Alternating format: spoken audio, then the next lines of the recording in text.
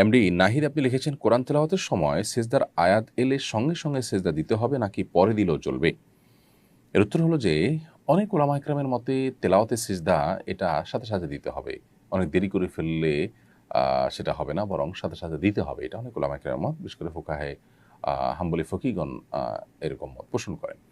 এর বিপরীতে ফোকা আহনাফ এবং অন্যান্য ফকিগণ এর মত হলো যে সঙ্গে সঙ্গে দেওয়া উত্তম হলেও পরে দিলেও আদায় হয়ে যাবে। কোনো কারণে কেউ যখন তেলাওয়াত করছেন তখন তার ওযু ছিল না, তিনি পরে দিলেন, আদায় হয়ে যাবে। এক্ষেত্রে ফুকাহে হাম্বলীদের মত ভিন্ন। তাদের মত হলো যে তেলাওয়াত করলে তখনই আদায় করতে হবে।